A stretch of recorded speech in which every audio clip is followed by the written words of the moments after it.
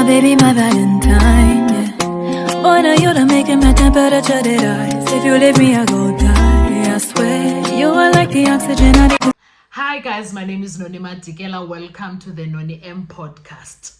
The other thing that I want us to talk about is the firearm of accused number 3. There are so many things there are so many layers when it comes to that. But before we get into doing that, guys, please make sure you are not forgetting to like, to share, to comment. And most importantly, please make sure you are subscribed on the channel. Please share the link to the channel to other people. Kindly, please share, please share, please share. Share. Anyway, now, one thing that we must never forget when it comes to the firearm of accused number 3. Accused number 3, when the evidence of Mangena, when Mangena was on the witness box, was asked questions regarding the firearm, how he took it from Cleveland to the lab. There was a lot that was not right going on there. If you guys remember, there was a lot. He did not register it. So it sounded like it came from the back door, as if he's the one that is bringing his own firearm just to work. There was no paper trail or work done when it comes to him fetching that firearm from Cleveland to IBIS, for IBIS testing and stuff or whatever. There was nothing there. And then the other thing is that accused number 3, when he was listening to that, he gave the same page that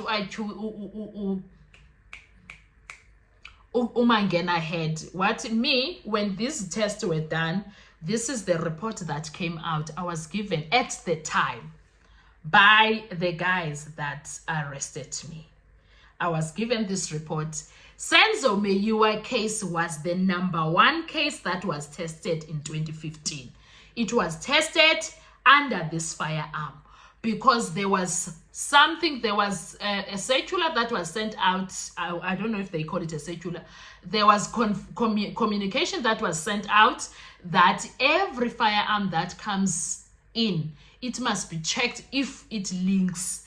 That firearm at that time, it was checked and it came out negative. And the only thing that came positive was the Alexander case.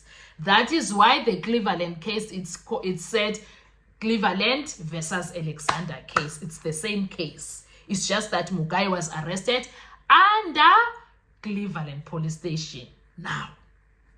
But the crime, that match, happened in Alexander. Now, accused number 3 was like, no. These cases that this one is calling, they're reading there. The first case is the Senzo Meyiwa case. They had the same thing. The Senzo Meyiwa case was number 1, but Umangena decided that he's not going to start from that one. He started somewhere else. Do you guys remember this? That is why the firearm is not supposed to be even something that is being considered as part of anything, because I know we have seen things happening in that courtroom. We have witnessed things happening in that courtroom. Do you understand? This is the same firearm. According to Umchali, it was supposed to be destroyed. Then Unjabulo came out and said, you know what? I got a call from accused number 3. I don't know whether he got a call, but he said he spoke to him. Accused number 3 was like, no, do you know that me, when I got sentenced June 2017, I somewhere applied for appeal right there on the spot. So that firearm was still evidence. There is no way that it was going to make it to being destroyed while I applied for appeal in 2020. There was no way.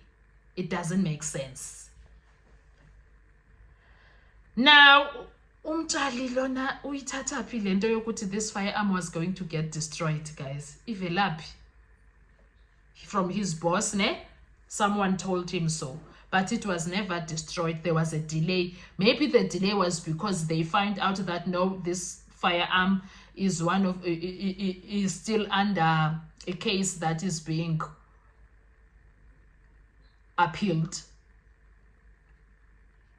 And what I do remember is that Judge Ratha never really went through and tried to, because I want to believe Erasmus was going to say, wait a minute, are you telling me that the page that you, accused number 3, have there, or your lawyer has there, and the page that he was going to ask, bring it here, I want to see. Erasmus was going to do that. Judge Ratha didn't care.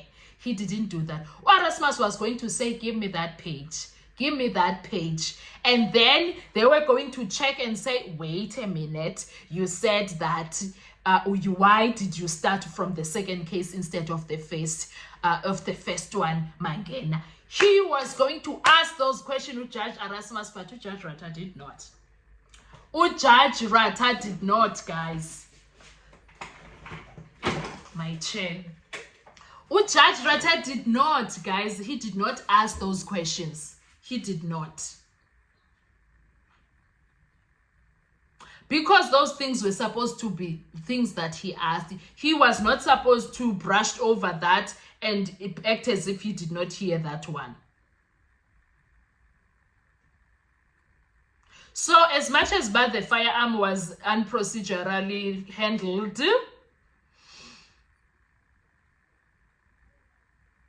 and in 2015, in 2020, that it was unprocedurally handled in 2020, in my view. And then in 2015, it was sent to the IP's test, and it was found negative against the Senzo Meyiwa case. So why are they bringing that firearm? Whereas still, I'll go back, the people in the house saw evidence, told us evidence that through their statement, others, that they saw a revolver. Even though about Tumelo, when they came to court, Nabo Mtoko, Nabo Zandi, now they were changing, they were running away from the issue of revolver. I remember Uzande City and I expect this is China in Doye Yokbuzo about firearms. She knows nothing about that.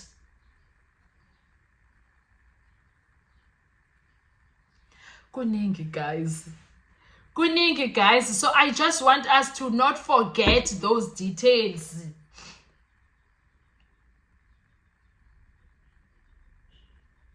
Those details must not be forgotten. Anyway, guys, what are your thoughts when it comes to all of this? Because this information is too much. This information is out there. This information is doing the things. This information, it needs to be told. It needs to expose what's happening in the system, in the justice system, in the judiciary, and it needs to expose people that are going to do as they please when they are at work, while serving the public. It needs to expose all of those things. What are your thoughts, guys? Thank you so much. I will see you on our next video. Enjoy your day. Bye-bye. Survive, I'll be honest. Your love